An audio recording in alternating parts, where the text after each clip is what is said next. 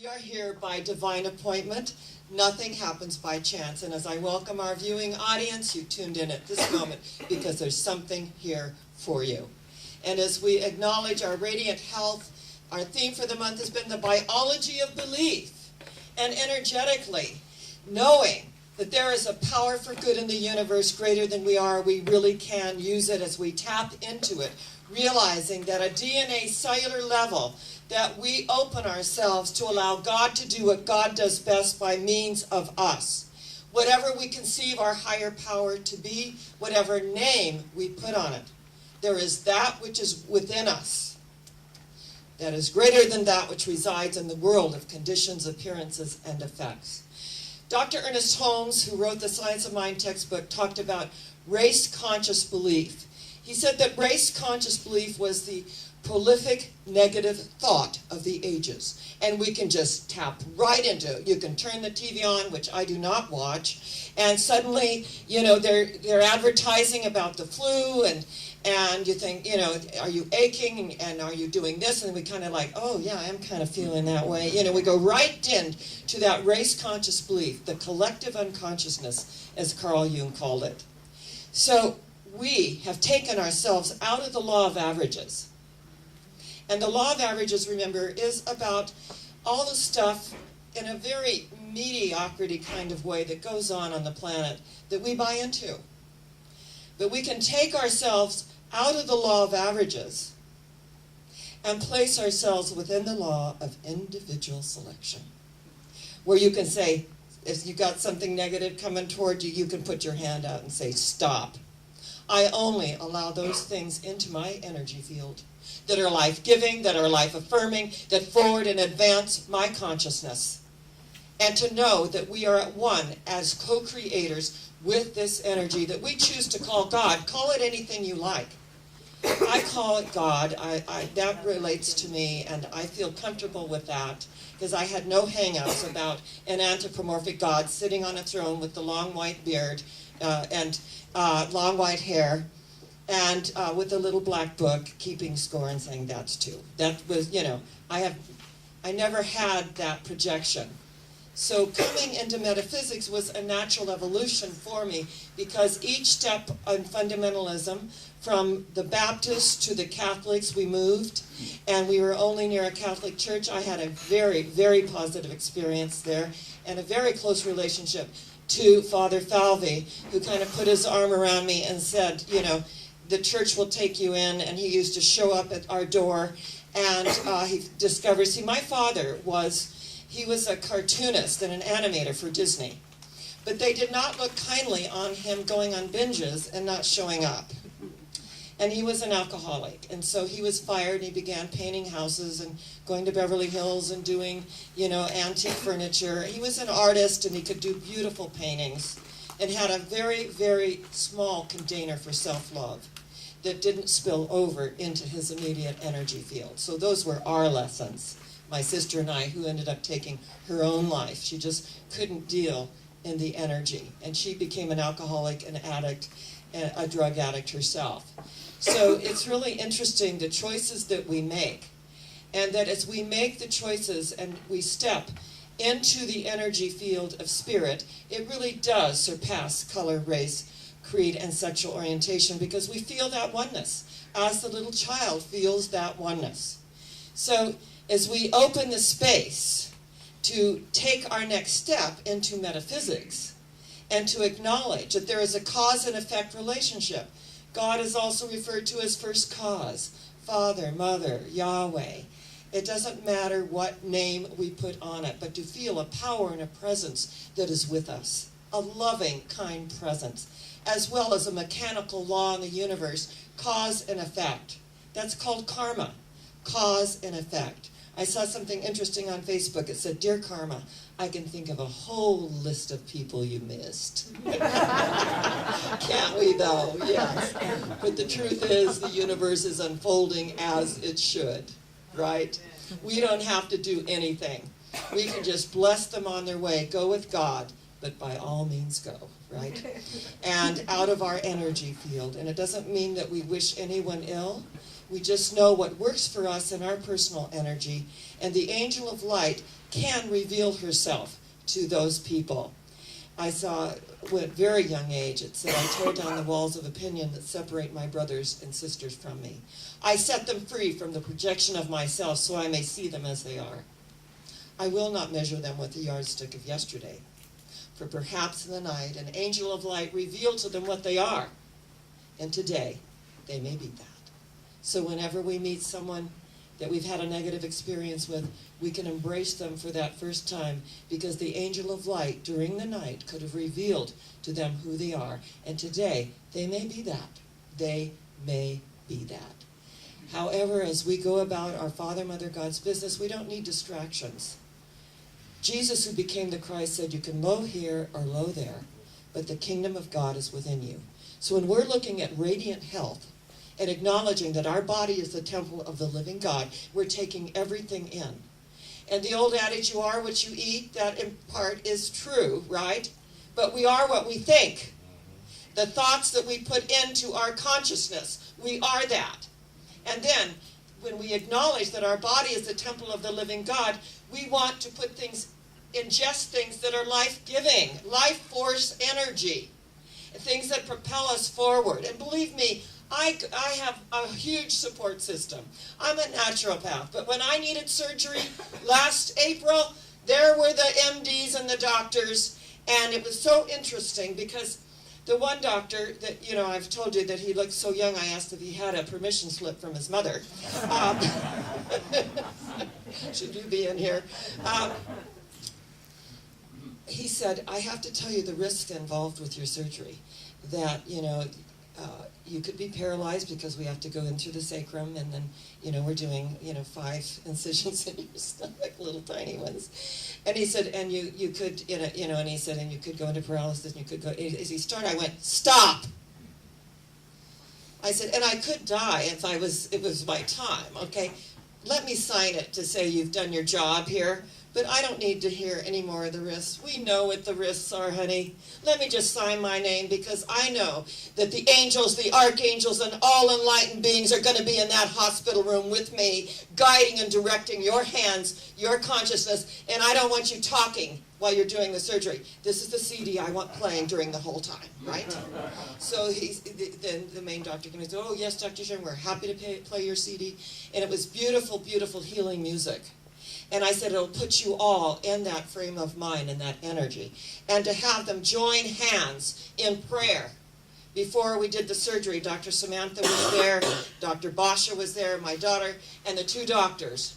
And we just joined hands, and we said a prayer, and we set the tone, and we knew the angels went before us and prepared the way. That our bodies, at times when they have to be repaired, we don't think anything of sending our cars into the garage, and at times our bodies just need to be repaired. And so we are guided and directed to where we need to be, whether it's a chiropractor, a naturopath, an acupuncturist. Believe me, I do it all.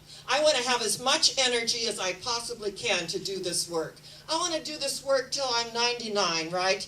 And feeling fine, like our dear Jessie Pinter. Well, I want to know that energetically, that there is a power for good in the universe greater than I am, and that I can tap into it at any moment that I need to, and that when I need rest, that I lay the body down and rejuvenate, recreate, regenerate this body temple. It is the temple of the living God. And believe me, I have been with so many of our community that have had threatening diagnosis. So we don't tell God how big our storm is. We tell our storm, our emotional storm, how big our God is. That there is an energy and a power. Thank you. We tap into it. And as we tap into it, it all unfolds in miraculous ways. One of my favorite stories is about a man, he was a businessman, his name was Mr. Lloyd Glenn. And he was going to Seattle from Orange County. And he got on the plane, and he said he was getting his connecting flight, and a very somber-looking attendant for United came up to him and said, sir, there's been an emergency. We don't know what the emergency is, but here is the telephone. And he said he felt his heart sink. He said, I felt my heart pound. I felt an energy in my stomach, but I wouldn't. We went to the phone. to see what, he said it's the hospital. He had got the number of the hospital and spoke to his wife and said that our 3-year-old was in the garage and accidentally pressed the button and then started to go out, and the garage door, automatic, fell on his sternum. And he's in the hospital and he's in intensive care. So he said it was an amazingly long flight back to LAX. And he got to the hospital and he said he was so appreciative that his wife was calm, and said that little Jimmy is, he's in intensive care, and he said he went in and here's this little tiny boy with every tube everywhere. And his wife said, we've been praying and we're just knowing that he's going to move through this. There's no heart damage, that there won't be any neurological damage. And so the doctors came and said the heart is fine. It did crush the sternum, but the heart is fine. We just have, only time will tell to see if there's neurological damage, because he died. He was clinically dead. And the neighbor was a doctor. And when they called the 911 and Medevac got there and just started working on him immediately, but the fact that a doctor lived next door and was home that could come over and start that process of reviving the heart.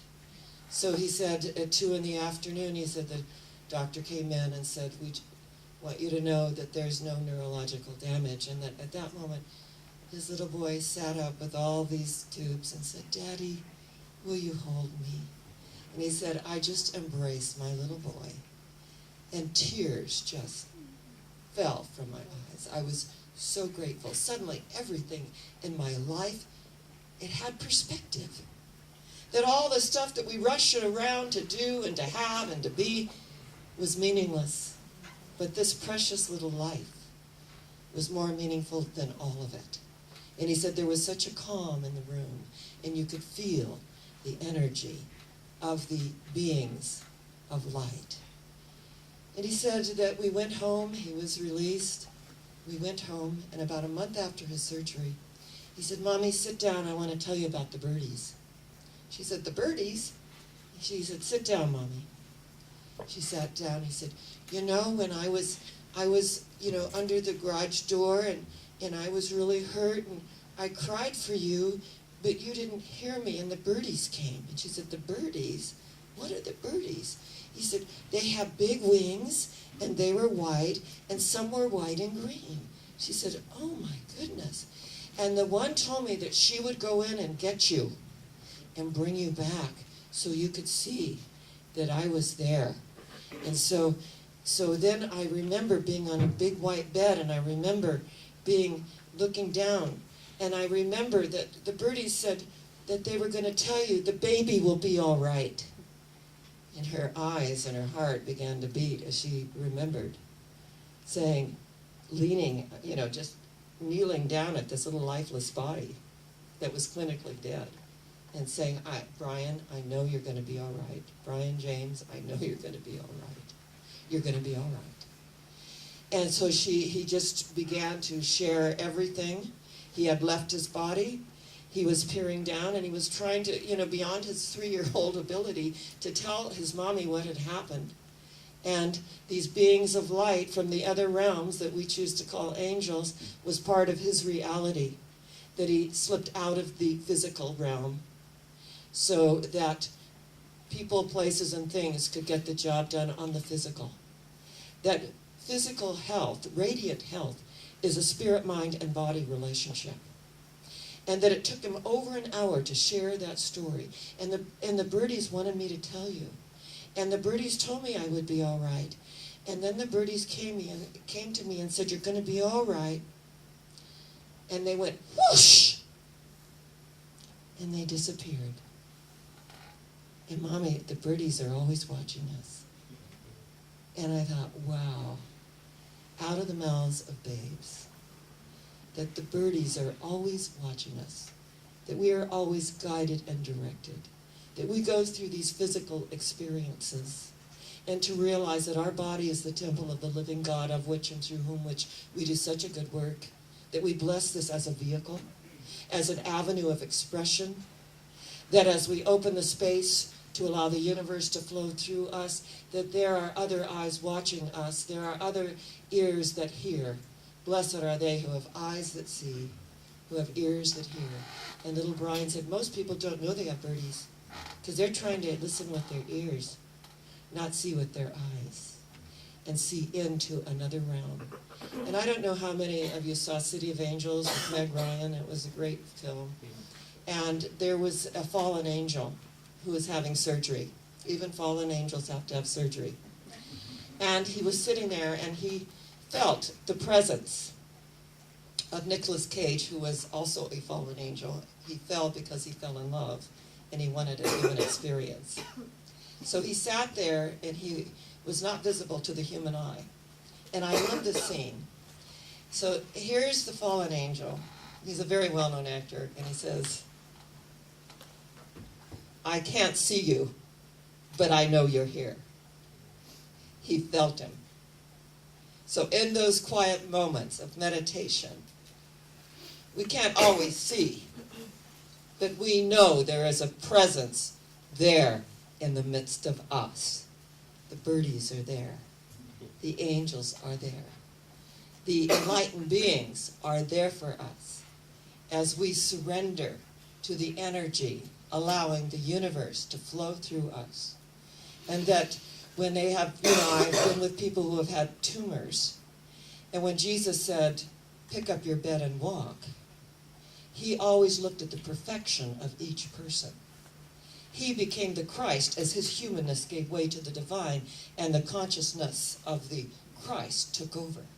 Where the woman who was suffering for 12 years and thought, if I could just reach out and touch the hem of his garment, I know I'll be all right. And as he passed by the crowd like a great superstar, she reached out and she missed the robe, but she caught the seamless hem of the garment, and she was healed, whole, perfect, and complete. And she said, you've healed me. And he turned and said, I didn't do anything. It's your faith that made you whole. It's your faith that brought you to this moment of perfection. So today, it is our faith that makes us whole. It is the releasing of that which no longer serves us, and I'm talking about people, places, and things. It's about mental and emotional health that will draw in those experiences that will allow us to have wonderful energy and to rest our vehicle, to nurture this vehicle, and to realize it's just that. It is the temple of the living God, of which and through whom which we do such a good work. I bless you. I acknowledge each and every one of you who heard the call, and you answered, and we are here together because we are going where? Higher yet. Where are we going? Higher yet. Where? Higher yet. And so it is. God bless you.